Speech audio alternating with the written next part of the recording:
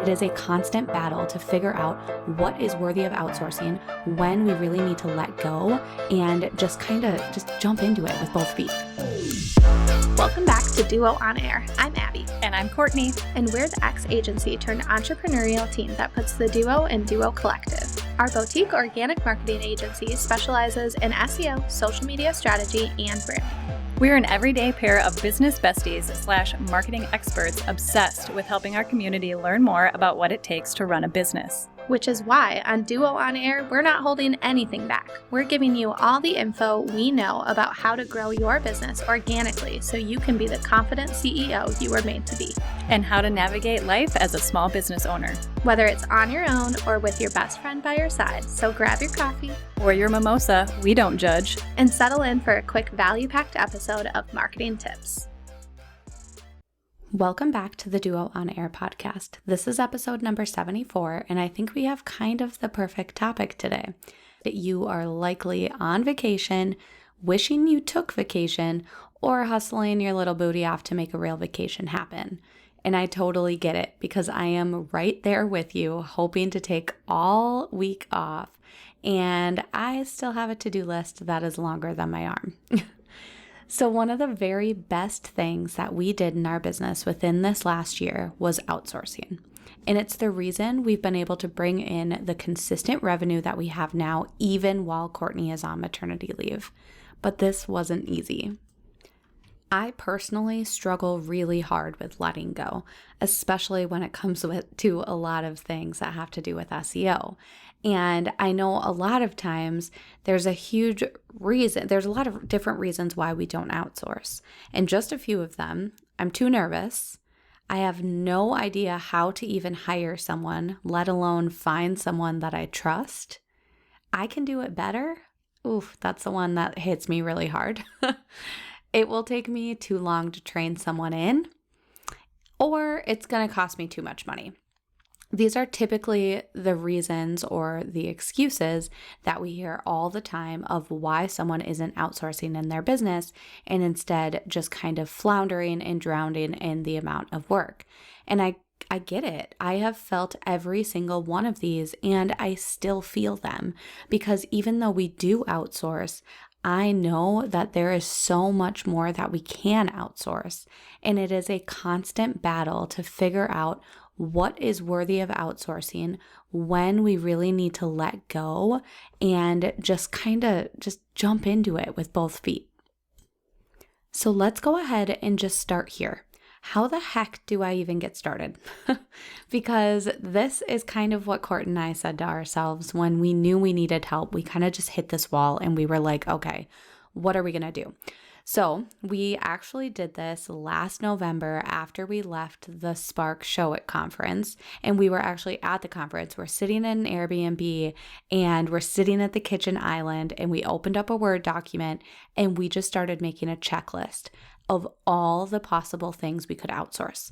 And we bucketed them. We bucketed them in social media, blogging, podcast, email, client work, admin tasks, different design projects, project management, and really we just made this massive list of all the things that we needed help with.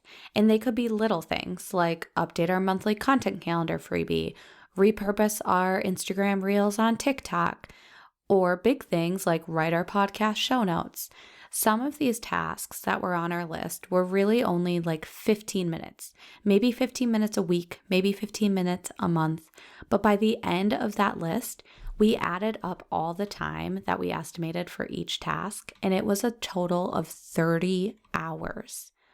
30 hours that we just got back in our lives. Can you imagine the impact that that can have on your business and getting those 30 hours back? So it's time to stop saying that this task doesn't matter. It's really quick. Why would I give someone this task? And it's time to start making this list, because until you make this list, you don't know the value that outsourcing can really have for you. One of the best ways to kind of figure out what should go on your list, or what are those things you could either outsource or automate, is to peek at your SOPs. which stand for Standard Operating Procedure, which is really just a fancy jargon-filled word for what's your process when you bring in a new client or customer. When someone purchases a product, what do you do next? When an inquiry comes in through, what do you do then? We have these processes in place, whether you've had them written down or whether they're just in your brain, they exist. And we talked a lot about SOPs with Taryn on episode 61. So if you haven't listened to that one, it is a super good episode. But by seeing your process laid out, you can actually ask yourself this one question: does this have to be me? And if the answer is no, then you outsource it. You don't need to worry about anything else.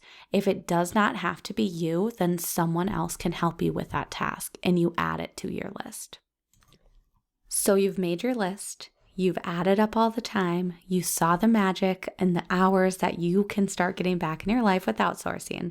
So the next thing to do is to find the right person to help.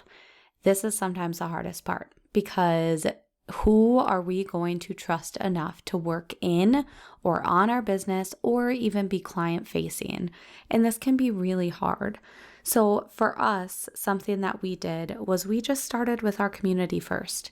Trust has to be earned, and chances are you already know someone who wants to help, or you've already worked with someone who you already trust.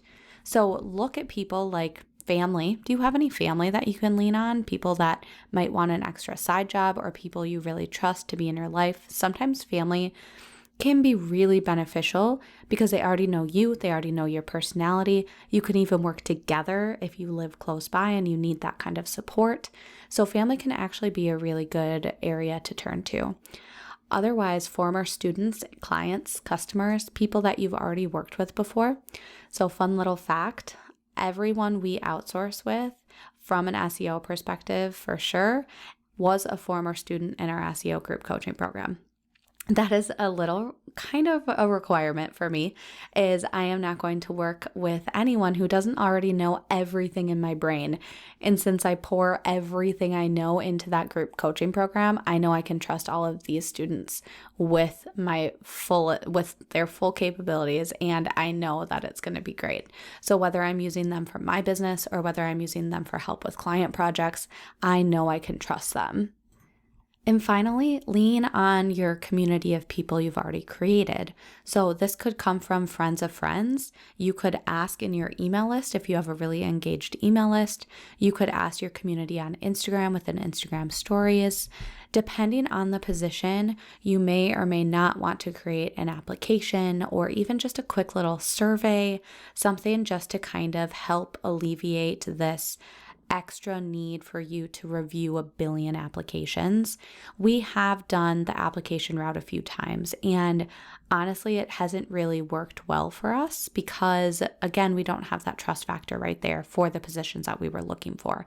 I think it can work really great in certain circumstances, and I am sure we will do it again. But it is really hard when you're hiring someone, because I have this need to make sure that everyone feels really like their time, we get it, like your time needs to be valued, and I don't want you to feel like you filled out an application and I ignored you. And it's really important that I want to connect with everyone, or I want to hop on the phone with everyone, or I want to email everyone back, but it's just not possible, and we just don't have that much time. So setting those expectations before you put out an application can be so smart, because then you're not going to leave a bad taste in anyone's mouth. So really finding that person can really start with your community. Ask your business friends, ask family, reach out to former people that you've worked with, and then really start to think about who you need. Do you need a jack of all trades? Do you need a virtual assistant? Do you need someone who's an expert in their area in order to leverage them for things like client work? Like, do they have to have the same expertise that you have? Could you have or hire an intern, someone who's looking for more experience because from a budget standpoint, things need to stay low, or maybe just that opportunity to really have some interns working in your business could be a great experience. Personally, that's how I started everything in marketing. I started as an intern, and so I have a very soft spot for hiring interns or looking at interns because the education side of me and the teacher side of me really wants to help people grow in this space in the right way. So I think an internship can be a really awesome opportunity if it makes sense. And then possibly a done-for-you service provider. There are certain aspects of our business, like Pinterest, for example, where we don't manage that and we just lean on an expert to really manage that for us. So that can be another area where if you can identify a very specific need and then lean on a done-for-you service provider, you can get that work off your plate. So now you're probably saying, great, Abby, I want a VA, I want an expert, I want done-for-you service, I want an intern. How much does all this cost? Because we know it's not free. And this is where I'm going to come in and tell you to set a budget. So if you haven't already, episode 33, if you scroll your way back, we had an episode with our former coach, Val, and it is a phenomenal episode. And in it, we break down everything in our business and overall the profit first mindset. And this is one of the very first things we did for our business with the help of Val. And because of that, we were really able to understand how much budget we have allocated to hire and outsource without feeling like it's coming from our bucket of money, right? Because sometimes we think that, oh, we're outsourcing, that's less money in my pocket, which is actually the exact opposite. Because you remember those 30 hours we were talking about, the 30 hours you just got back? You could spend that creating resources, selling new products, taking on an additional client. You could spend those hours making more money than what you are outsourcing. So it's never about taking it out of your bucket. So if that is your concern, just throw that little piece out of your brain.